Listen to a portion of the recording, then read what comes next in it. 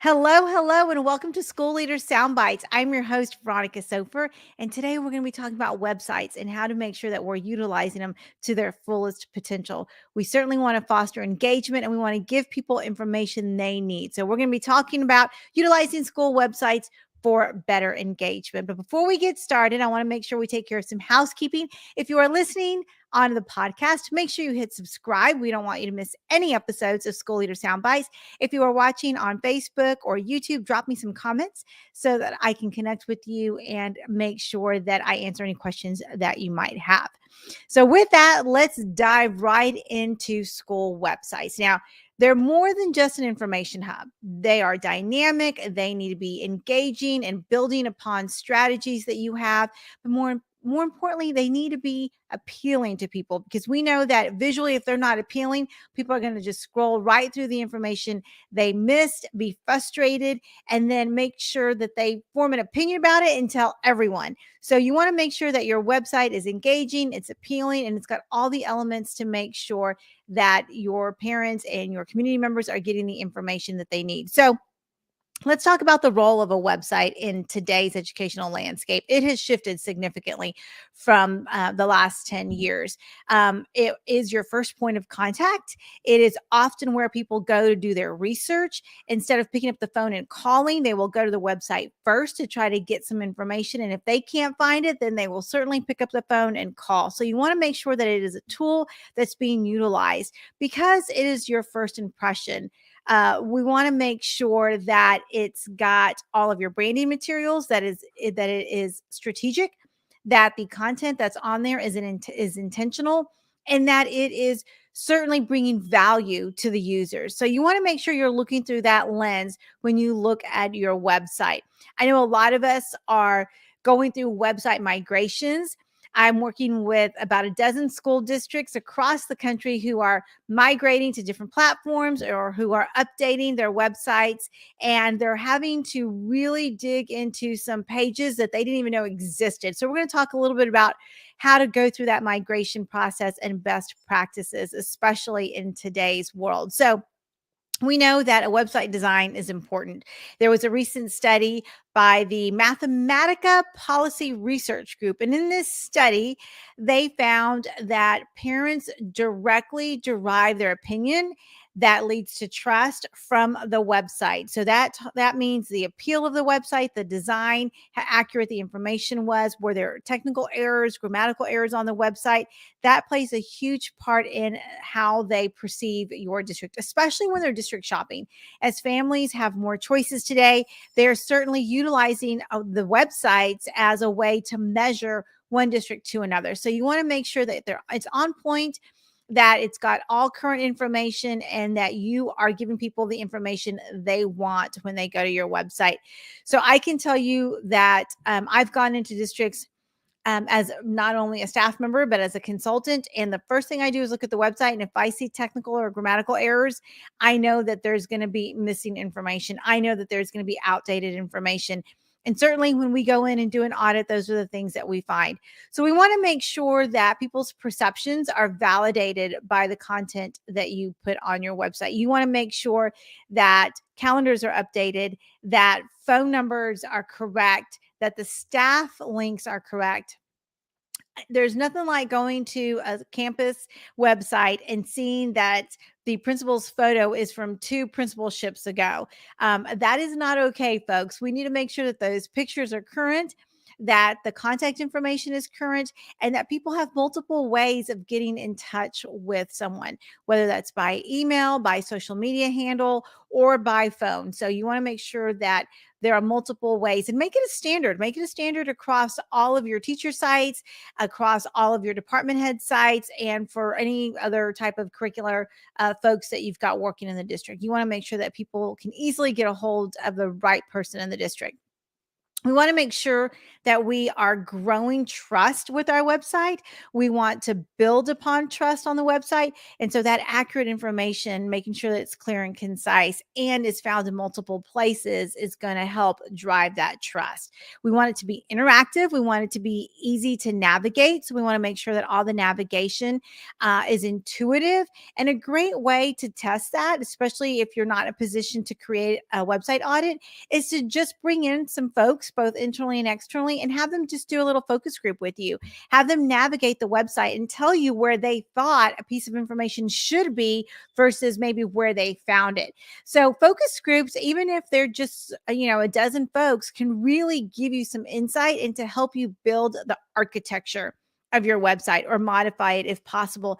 Now, many of us are working on websites that come from website companies that have templates. So if you don't have the ability to customize, make sure you pick a template that will speak to your community's needs, because what a template might be beneficial to a district in one part of the country may not be as beneficial to a district on the other part of the country. So look at all the different templates, but go to your users and find out what it is they want to find, how they want to find it, and when they want to find it, to help you pick a template that is going to be a good fit for you. So some key elements of an effective school website are going to be user-friendly design, which means it's easy to navigate, it's intuitive, people know where to go, it's accessible on lots of devices. That means it looks really good on a mobile view, and then it also looks good on a desktop view. So you want to make sure that you're testing it on both a desktop and a mobile, because parents are often checking their email,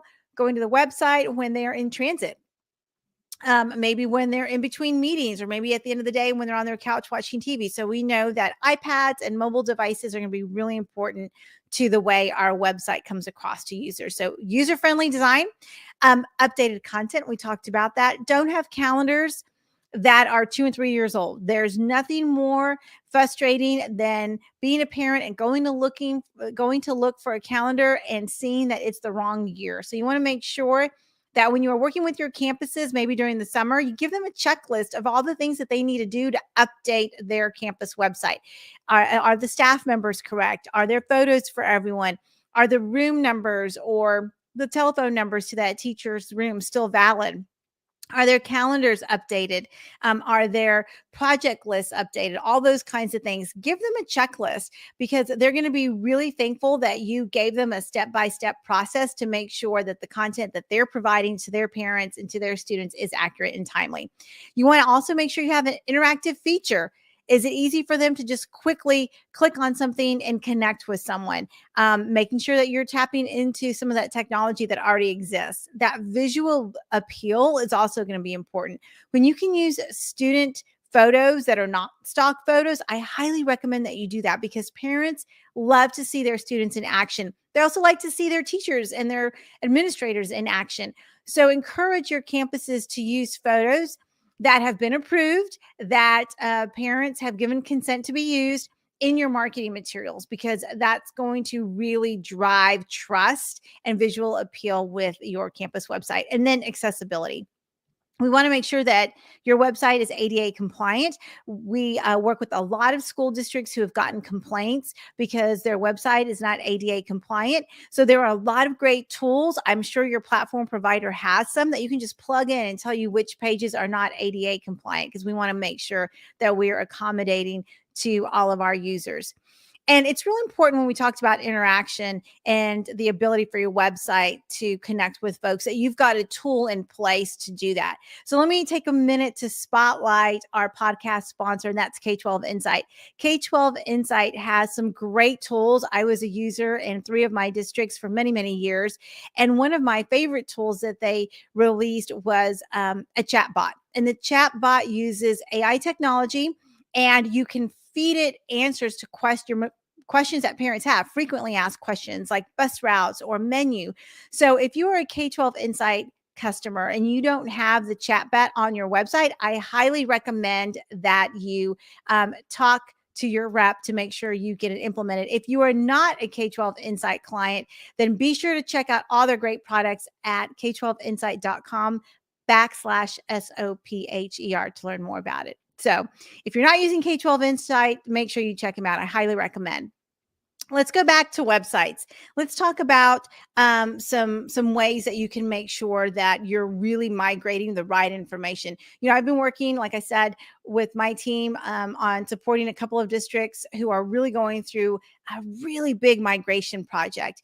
When you are going through a migration project from one platform to another with your website, I tell people to think about packing up their house. When you pack up your house for a big move, you sift through the old, you purge the old, you refine what it is you want to bring, and you only pack the good stuff before you put it on that moving truck and bring it over. Same thing with the website. Make sure you're doing that.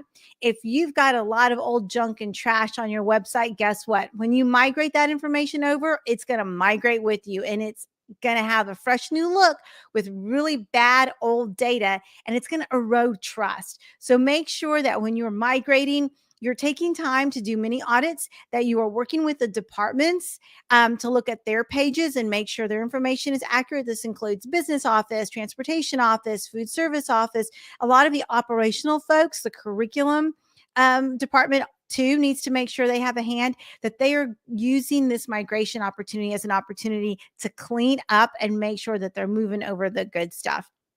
The more times you have eyes on it before you publish your website, the better. This is a great way to test it on all different kinds of devices. Are your videos really lagging? Are the photos coming out clear? All those kinds of things that you don't think about until a user points them out.